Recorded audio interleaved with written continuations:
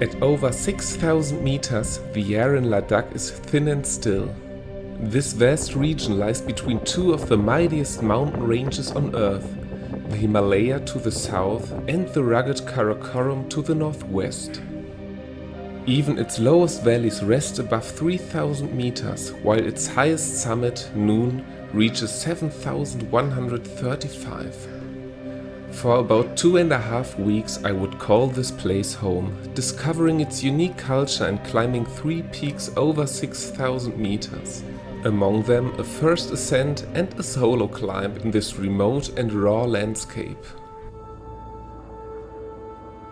For me the adventure began in the heart of Ladakh, in the town of Leh. Sitting at 3,500 meters, Leh can be reached by plane from New Delhi whenever the weather allows, and it stands as the largest settlement for miles, though far calmer and quieter than the bustling metropolises to the south of the Himalaya.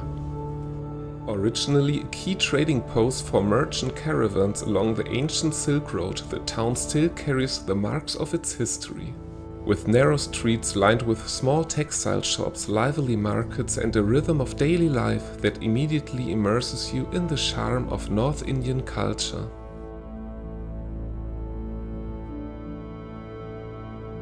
Arriving from sea level, the thin air hits you instantly, a reminder that you are truly in the high Himalaya. It makes it necessary to take things slow, providing the perfect opportunity to explore Leh's many Buddhist landmarks on short acclimatization walks. Above the Leh Palace, a 17th century fortress that once housed the royal family, the Semo Maitreya temple crowns a nearby hill. Famous for its large golden statue of the future Buddha and for offering sweeping views over the town and the mountain ranges south of the Indus River.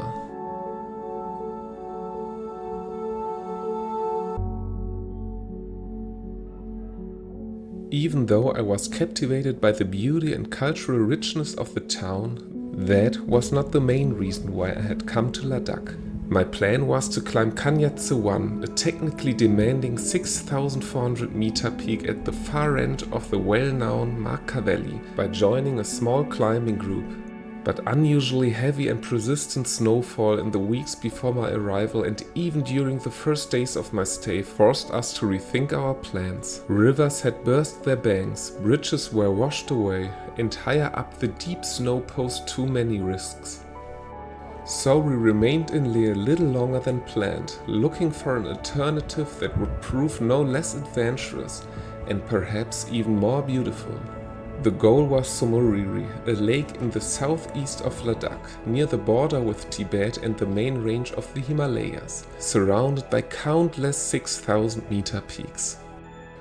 But before we set out, we didn't want to miss the chance to explore the Chalung Pass, one of the highest motorable passes in the world. From Leh, a mostly paved road winds its way for 39 kilometers up to the pass, which marks the gateway to the Karakoram at an elevation of over 5,300 meters. Up here everything was buried under deep snow, giving me the first impression of the current conditions in the high mountains, while the first 7,000 meter peaks of this mighty range came into view.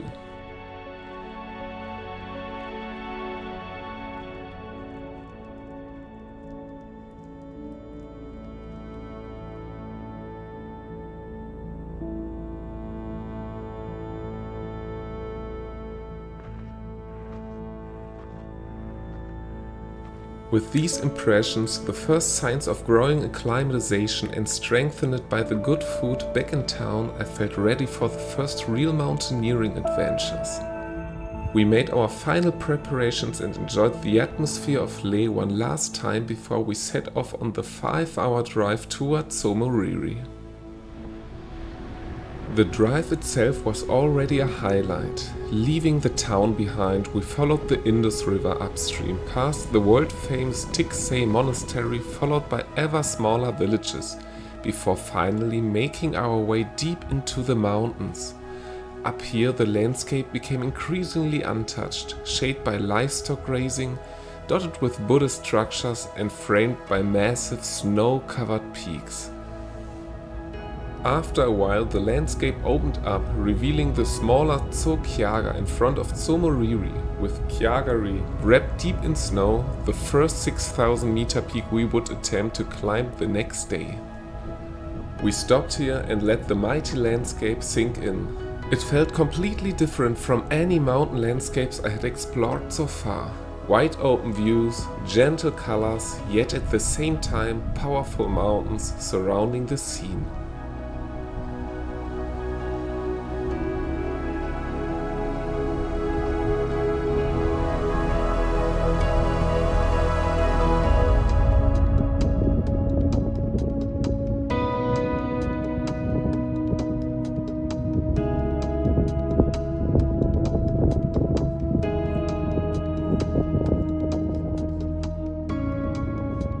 After another 30 minutes of driving, we finally reached Tso Moriri, our base for the coming week.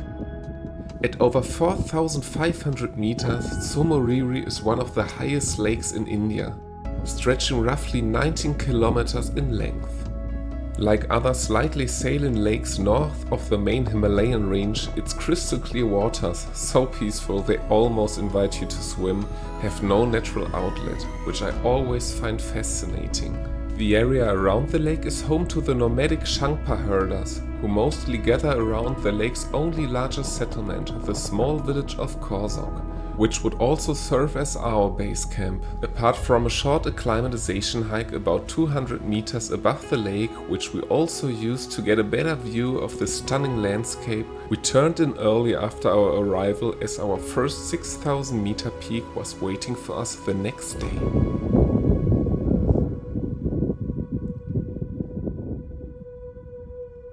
Kiager Ri, which we had already spotted on our way in, was going to be our first goal.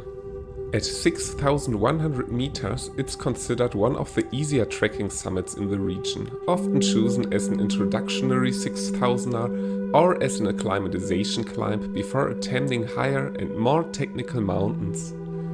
On our ascent, however, we encountered unusually heavy fresh snow, which made the climb more demanding, but at the same time it transformed the landscape into an almost surreal snow-covered panorama. The mountain can be climbed in a single day, as it is possible to drive by off-road vehicle to about 4,800 meters, right at the foot of the peak.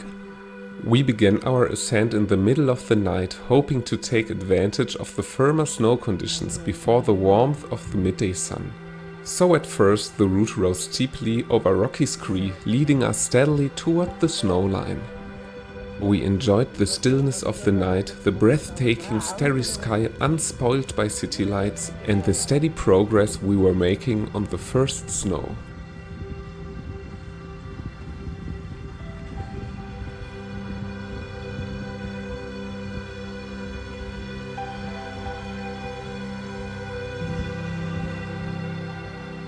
With the break of the day, a breathtaking mountain panorama unfolded before us, with massive snow-covered 6,000ers like Chalung at 6,546 meters, or with P6270 and Lungpo rising steeply to the east.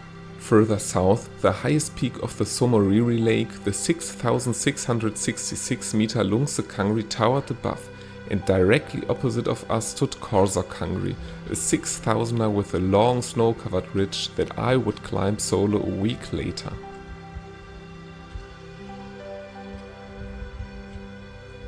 As we gained altitude, the snow grew deeper, though we were still able at times to walk on the hard frozen surface from the night. However, we frequently sank deeply, which made the ascent especially exhausting for me, given my limited acclimatization from just a few short hikes around 3,500 meters in Leh. So time and again we paused to catch our breath and to enjoy the mountain panorama unfolding before us in the beautiful morning light.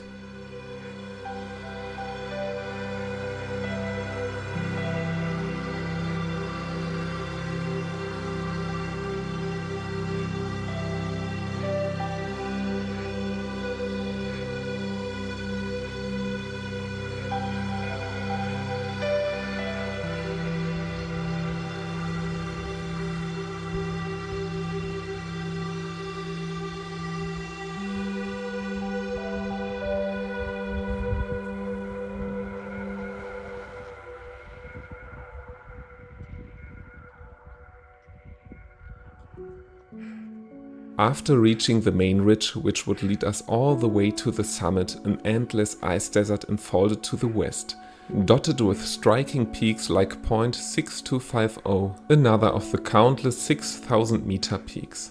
Though the deep snow made the ascent very exhausting, we were rewarded with this amazing view. Gathering our strength, we continued upward.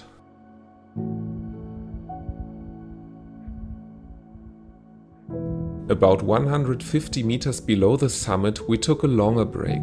The snow was now very deep, slowing our progress, and the thinning air added its own challenge. However, since we had moved quickly at the start of the climb, we were still on schedule, allowing us to fully take in the scenery.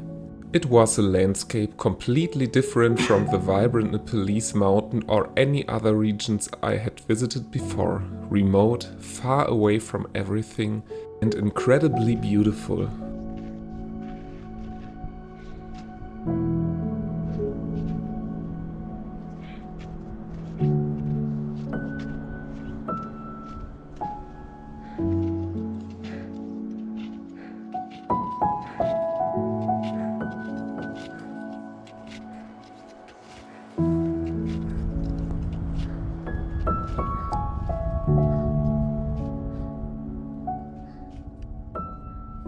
Refreshed by our break, we continued climbing the snow-covered slope, and after a while the summit appeared, marked by a traditional Himalayan cairn adorned with colorful prayer flags.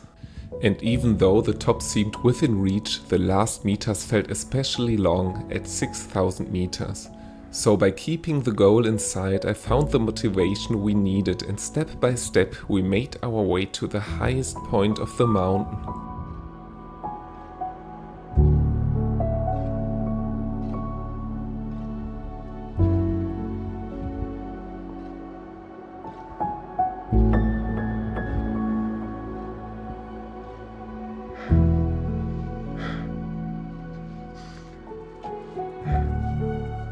By around 9 AM, after almost 7 hours of climbing, we finally reached the summit. Following tradition, we first cycled the summit monument, adorned with prayer flags clockwise. This ritual is done to honor the mountain spirits, show respect, and harmonize with the natural energies of the peak. As one moves clockwise, it's believed that positive energy is gathered and blessings are received, creating a moment of reflection and gratitude for a safe ascent.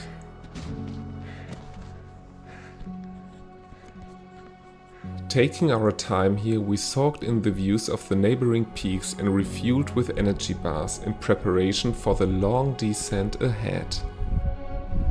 The most striking peak to the west was the Spangnak Ri, rising to 6,390 meters. Now completely covered in snow, it's dominated by large glaciers with steep ice walls, making it a peak that would certainly offer an exciting climb.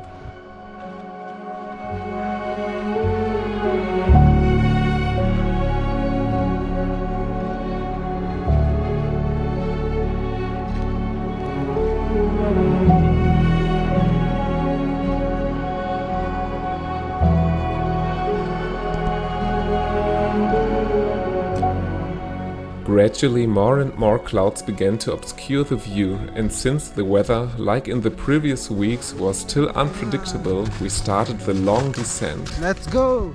1,300 meters back to the foot of the mountain. Due to the deep snow and our increasing fatigue, the descent would take nearly another 3 hours.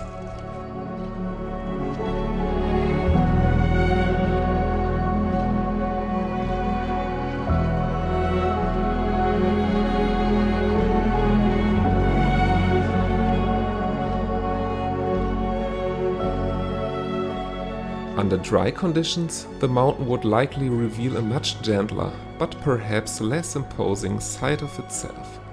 As the first of 3 6,000ers I would climb during my stay in Ladakh, this was a fantastic introduction, offering surreal panoramas toward the hundreds of 6,000-meter peaks in the region.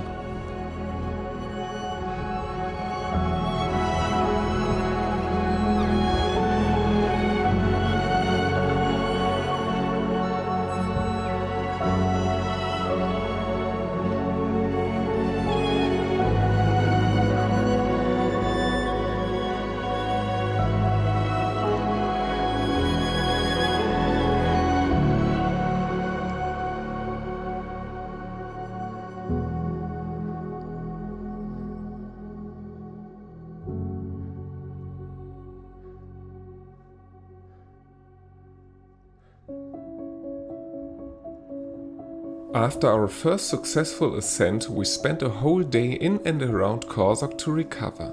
I love days like this on my trips because there's never a better feeling of pure relaxation than on a rest day. Just lounging around, reading a book, and in the best cases like here, enjoying some delicious local food. We ended the day by the lake, watching a peaceful sunset over the mighty, towering peaks of the region, simply enjoying the moment. The next day, it was already time to move on, as we wanted to tackle the next mountain. Our original plan was to climb Chalung, 6,546 meters at the northeastern end of the lake. But after the experience of the previous day and reviewing the route during yesterday's ascent, we realized that the deep snow would make it impossible. So instead, we set our sights on a neighboring peak just 200 meters lower. Our goal was a recently first climbed peak located between Chalung and Chalung North. So the next morning we set off from the main road at the northern end of the smaller Tso Kyagar and hiked a few hundred meters up to a plateau where we set up our camp for the night.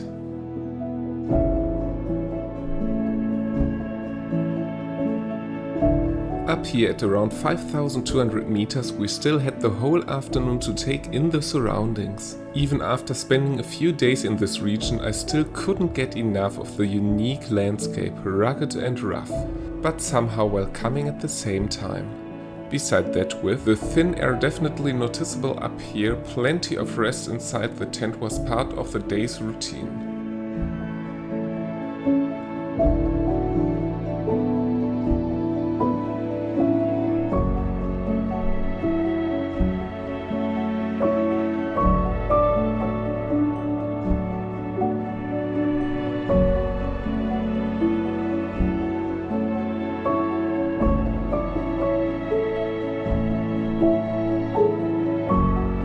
But that night and the next day turned out very differently than we had planned.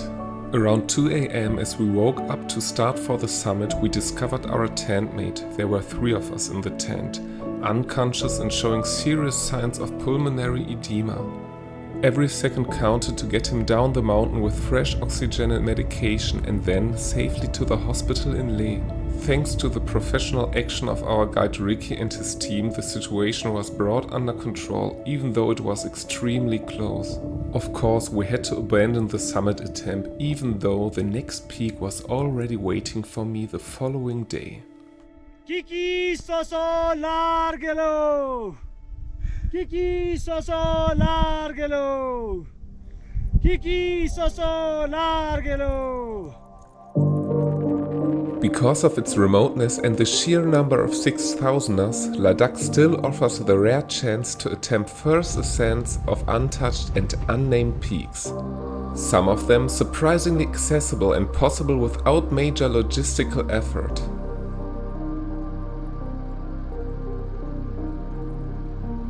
So after several days around Tsomoriri, we set out for our next objective. An unclimbed 6,125 meter peak located between Kiagar Ri and Spangnak Ri.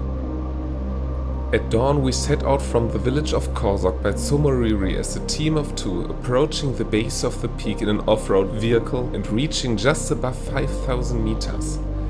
There we geared up and with perfect weather began our ascent.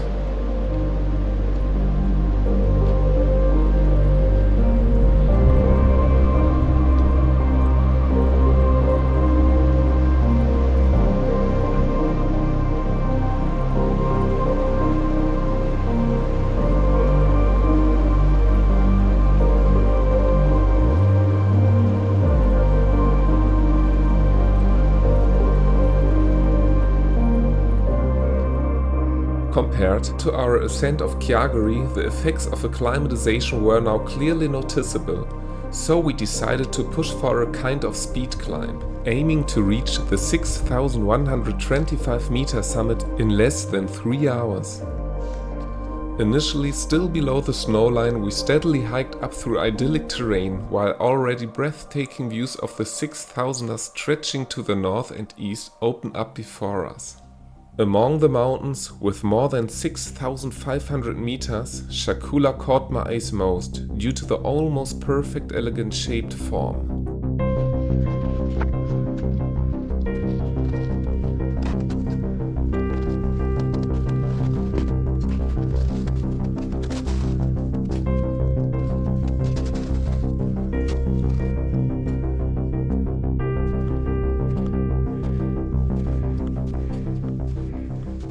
After a short while, we reached the first snowfields and the slope became steeper, but this didn't slow our progress.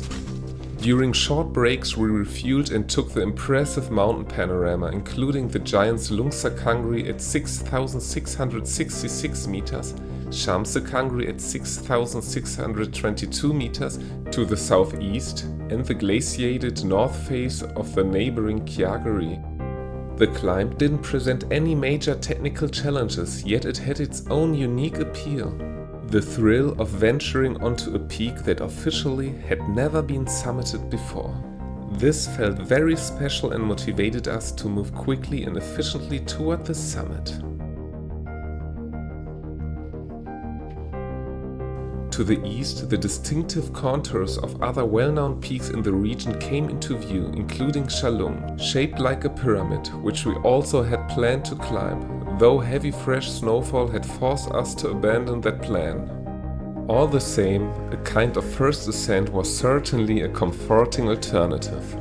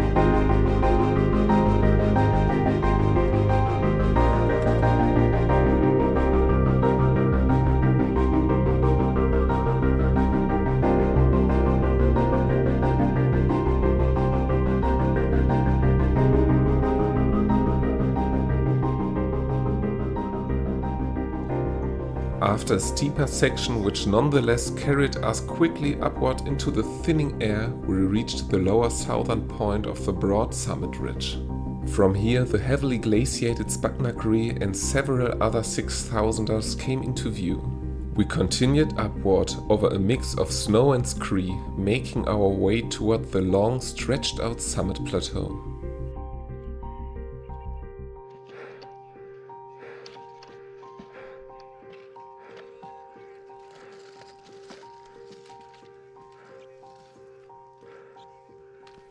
So we tackled the final meters of elevation, passing the 6,000 meter mark, then the 6,100 meters, until finally there was no more upward to go.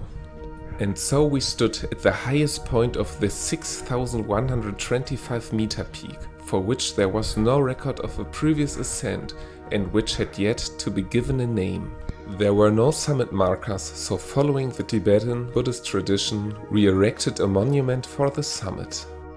Kiki soso largelo.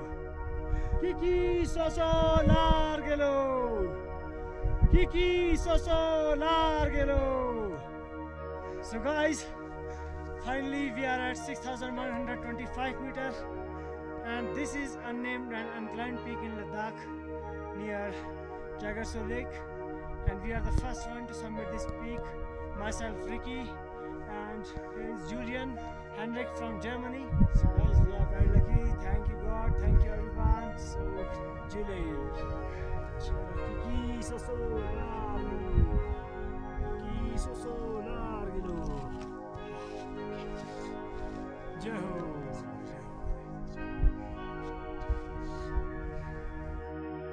The call Kiki Soso Lagro is commonly used in the mountainous region of the Tibetan culture area, especially in Ladakh, Tibet and the surrounding Himalayas. In situations of celebration, awe or spiritual recognition, including first ascents and other mountaineering achievements. The phrase roughly translates to victory to the gods or victory to the deities and is used to express the gratitude and respect toward the mountain spirit. And so we savored our summit success, took in the breathtaking views of the surrounding snow-capped mountains and felt the special spirit of the place. Inwardly, I pondered what name I might give this peak, though, out of respect of course, I would not claim it for myself.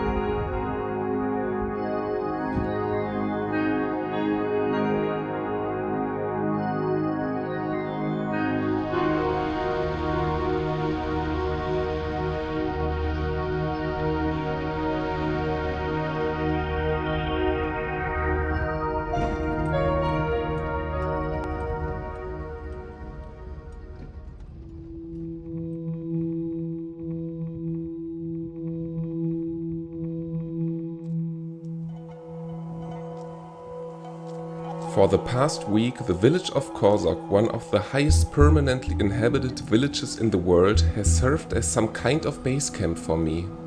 Here, at over 4,500 meters, life follows an ancient rhythm. People grow small batches of grain, herd their sheep, goats and yaks, and produce one of the finest wools on earth. The village is also known for its more than 300-year-old monastery, which stands on a hill overlooking Tso Moriri, a spiritual center for the Shangpa nomads of this region.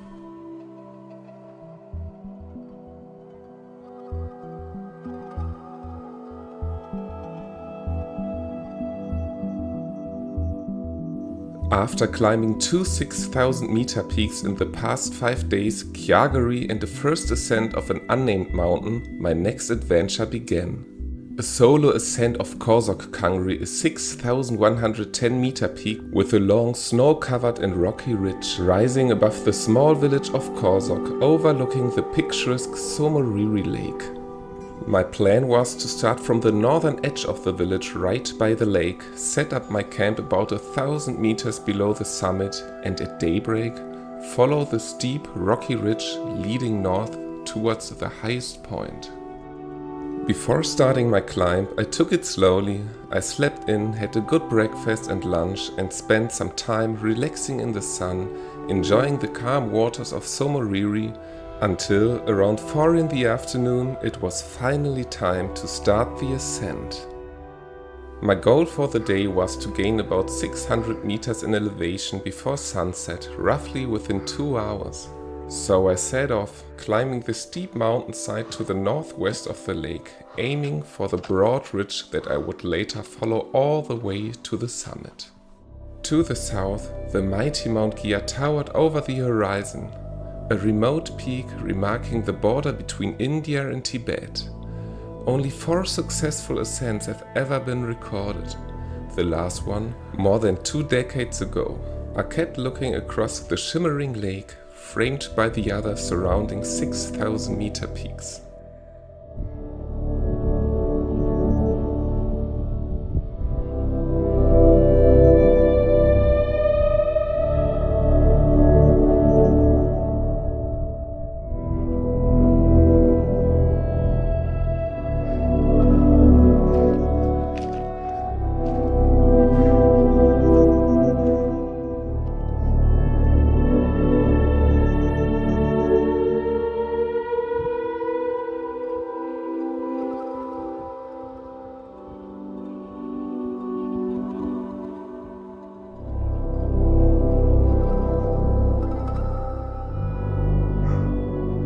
Reaching roughly 5,000 meters, I could make out the campsite I had aimed from the lakeshore, along with the first stretch of tomorrow's route. And before long, I arrived at my goal for today, surrounded by a truly breathtaking panorama. Before night fully set in, I pitched my tent, made some food, and soaked in this extraordinary moment alone at over 5,000 meters. High above the lake, feeling at the edge of the world, with a breathtaking panorama of the surrounding peaks, all bathed in the gentle glow of the evening light. Truly one of the most stunning settings I've ever been fortunate to witness.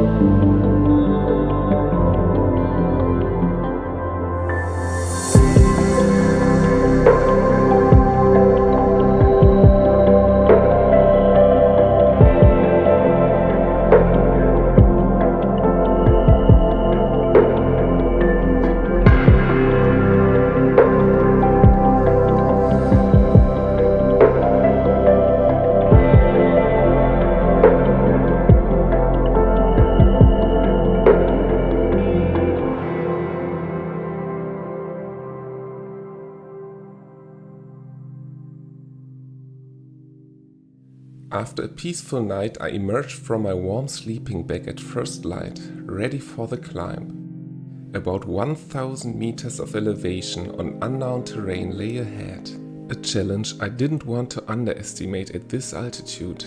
But before setting off, I paused once more, still spoiled by yesterday's sunset, to admire the magical colors of the morning light.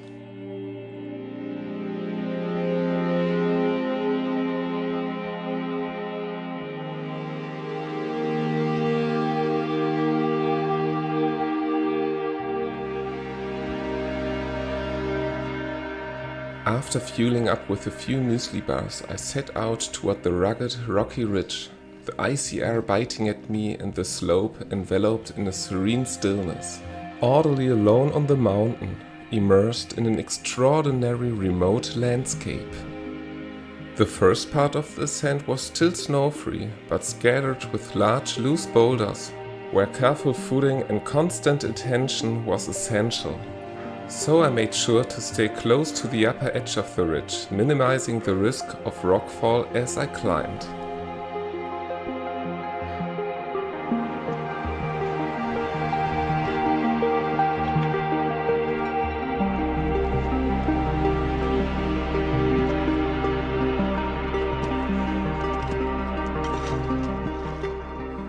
After sunrise, I reached the first patches of snow.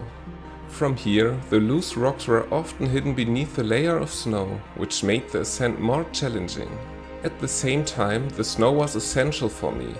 I had planned to rely entirely on melting it for my water supply. So I looked for a suitable spot to take a break, pulled out my stove and used the moment to rest and to refill. At 5,500 meters, the thin air was hard to ignore, not just for my body, but for my stove as well. With the air pressure barely half of what it is at sea level, my gas burner seemed to take an eternity to boil water, despite the lower boiling point. Though this tiny physics experiment, interesting as it was, couldn't take away from the sheer wonder of the breathtaking landscape around me. With another 600 meters of elevation still ahead along the now snow-covered ridge, I continued the climb.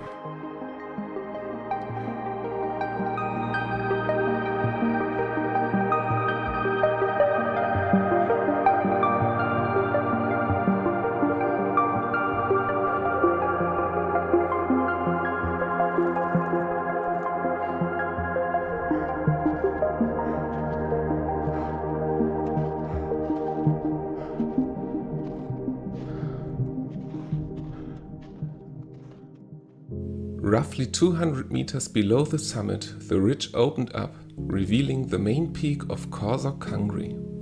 Between me and the top still lay a smaller foresummit and a shallow plateau beyond it.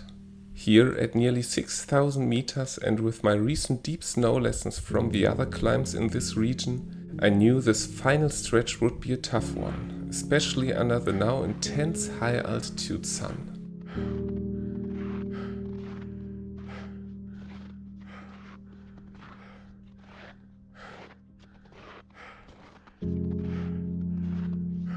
The last 100 meters of elevation led up a steeper summit ridge, not really a comfortable task in the thin air up here.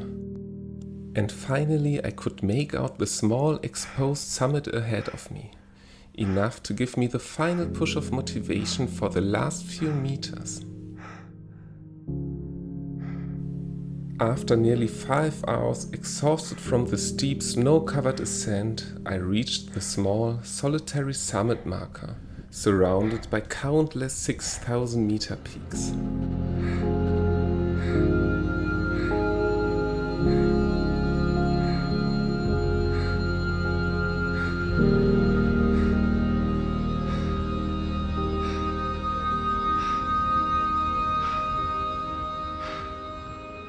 Alone on this remote mountain, I savored the unique feeling and admired the surrounding mountainsides.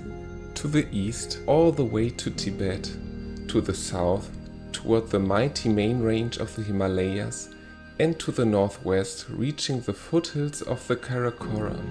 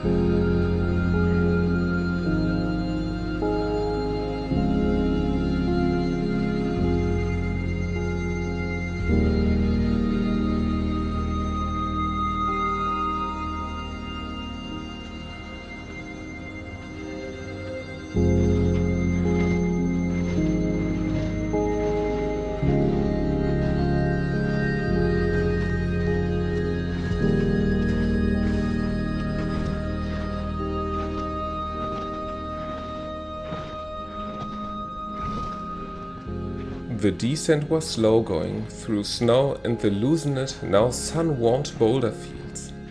Nevertheless, after a grueling 3 hours, I finally reached my tent, packed it up and looked forward to a cold drink and some delicious fried momos back in the village of Korzok. With this final mountain, my adventure here in Ladakh was slowly coming to an end. After one last night down in the village, it was time to head back to Leh, where I spent the remaining days before my journey home, processing all the impressions of the past weeks and secretly already thinking about where the next adventure might take me.